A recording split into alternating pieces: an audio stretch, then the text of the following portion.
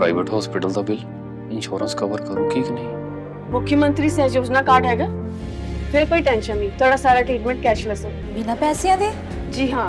ਹਰੇਕ ਨਾਗਰਿਕ ਜਿਹੜਾ ਹੈ ਉਹ ਮੁੱਖ ਮੰਤਰੀ ਸਿਹਤ ਕਾਰਡ ਜਦੋਂ ਬਣ ਗਿਆ ਤਾਂ ਉਹ 10 ਲੱਖ ਰੁਪਏ ਦਾ ਮੁਫਤ ਤੇ ਕੈਸ਼ਲੈਸ ਜਿਹੜਾ ਇਲਾਜ ਕਰਾਉਣ ਦੇ काबिल भी होगा, एलिजिबल भी होगा। पंजाब सरकार लेकर आई है दुनिया की पहली सेहत योजना। अब पैसे के कारण पंजाब का कोई भी नागरिक बढ़िया इलाज से वंचित नहीं रहेगा। सेहत का हक सबके लिए।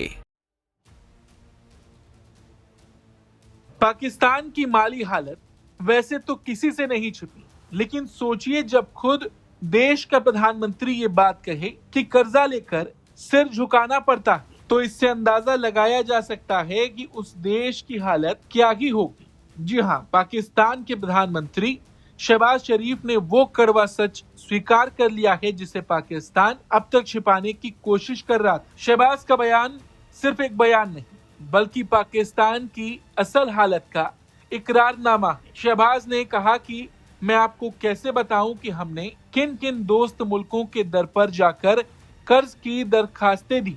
उन मुल्कों ने हमें मायूस तो नहीं किया, लेकिन जो कर्जा लेने जाता है उसका सिर हमेशा झुका रहता है। सोचिए, एक देश का प्रधानमंत्री जब ये कहता है कि उसे दुनिया के सामने हाथ फैलाते वक्त शर्म आती है, तो उस मुल्क के आत्मसम्मान की क्या हालत होगी। शहबाज ने खुद ये बात मानी कि जब आप किसी से पैसे मांगते हैं तो आपको अपनी इज्जत यानी अपनी डिग्निटी को गिरवी रखना पड़ता है।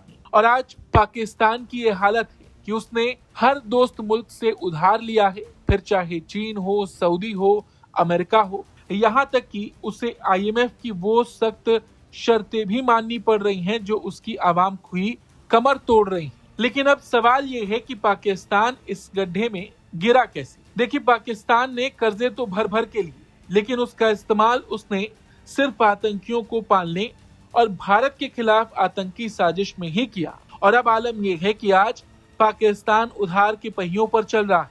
एक कर्ज उतारने के लिए दूसरा कर्ज लेना वहां की नियति बन चुकी है। आंकड़ों पर अगर नजर डालें तो रूह कांप जाएगी। दिसंबर 2025 तक पाकिस्तान का कुल विदेशी कर्ज लगभग 52.366 बिलियन अमेरिकी डॉलर के पार जा चुका है।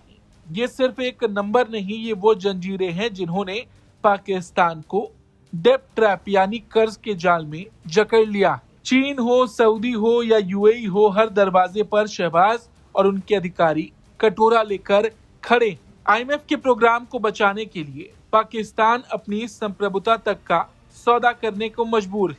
बिजली के दाम आसमान छू रहे हैं, आटे की बोरी के लिए दंगे हो रहे हैं और महंगाई ने हर घर का चूल्हा ठंडा कर दिया। पाकिस्तान सरकार जनता पर भारी टैक्स लाद रही है ताकि IMF की किश्तें भरी जा सके। वहीं विशेषज्ञों का कहना है कि शहबाज शरीफ का ये कबूलनामा दरअसल एक चेतावनी है।